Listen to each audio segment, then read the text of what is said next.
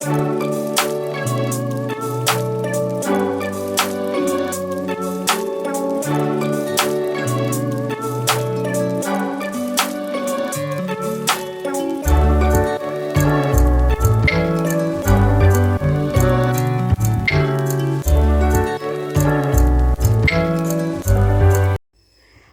عليكم ورحمة الله تعالى وبركاته مشاهدينا، مرحبا بكم على قناتكم مطبخ أسماء.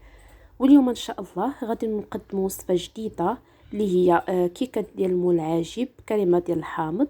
نتمنى تنال الإعجاب ديالكم. وبالنسبة للناس اللي كيدخلوا القناة أول مرة، ما تنسوش أنكم تشاركوا معنا في القناة وتفعلوا الجرس باش يوصلكم كل جديد. وشكرا على المشاهدة ديالكم. ونبداو على بركة الله. بالنسبه للمقادير، عندنا جوج خمارات، عندنا معلقه صغيره ديال القشره ديال الحامض، 4 ديال البيضات من حجم صغير، عندنا نص كاس ديال الزيت، كاس ديال السنيده، وكاس الا ربع ديال عصير الحامض، 250 غرام ديال الفورص. ونبداو في الطريقه. بسم الله. ناخذ 4 ديال البيضات يكونوا بحراره المطبخ، او ممكن ناخذ 3 يكونوا كبار، هنا 4 صغار. نضيفوا عليهم قبيصه ديال الملحه وكاس ديال السنيده صافي. ونحركوا المكونات مزيان بالخلاط الكهربائي حتى يتضاعف الحجم ديال البيض.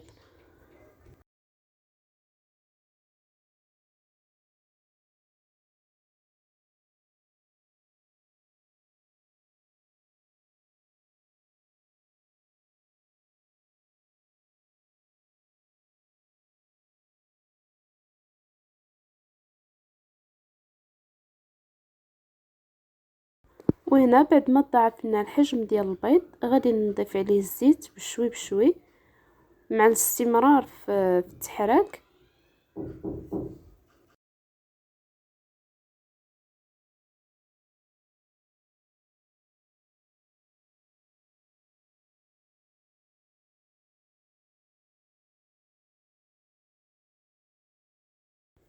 صافي. هنا غادي نحيد الخلاط الكهربائي وندير الخلاط اليدوي، وغادي نضيف داك كاس الا ربع ديال عصير ديال الحامض، وكنضيف عليه تقريبا نص معلقه صغيره ديال قشور الحامض. القشور ما يكونش فيهم، كيكون غير القشره الفوقانيه تبقى الصفراء، ما يكونش في هذيك القشره البيضاء باش ما يجوش مر. من بعد كناخذ دقيق تقريبا راه شي 250،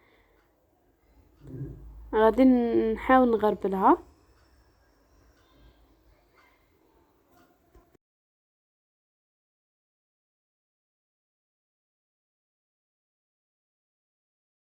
ونحاول نحرك غير بشويه باش ما يهبطش لينا البيض، حيت ديجا حنا خلينا البيض حتى خفيف. نحاول غير بشويه ندخل داك الدقيق في الخليط.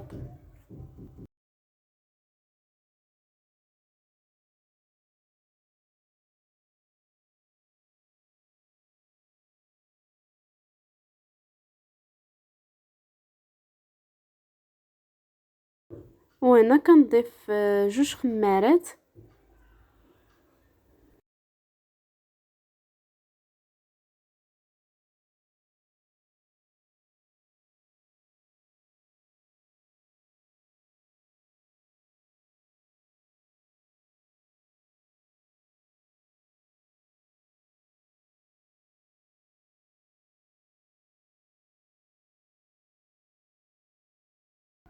وهذا هو القوام اللي كنحصلوا عليه.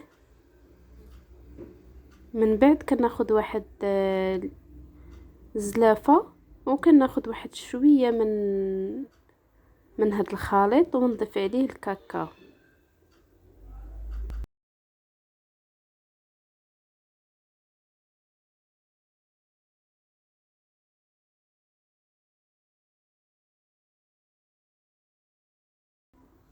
من بعد كناخذ المول كندهنو بالزبده وكنرشو بشويه السميده صافي، تنكب فيه الخليط ديالنا وتندخلو الفران يطيب.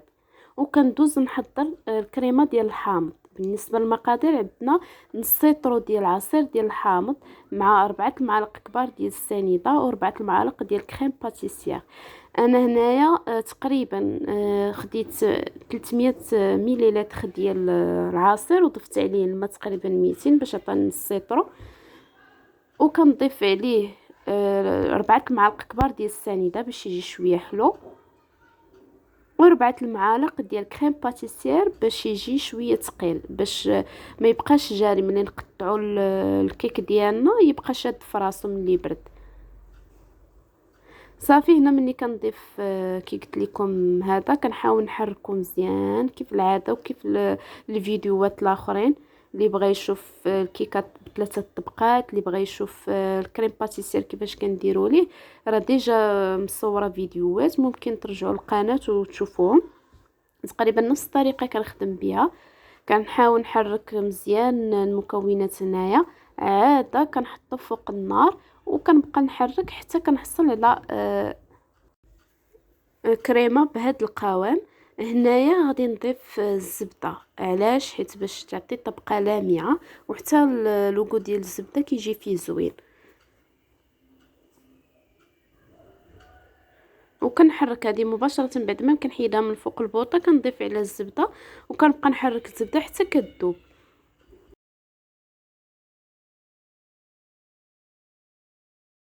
وبالنسبه للكريمه راه ما كنوجدوها حتى كيطيب لينا الكيك ويبرد، عاده كنوجدوها.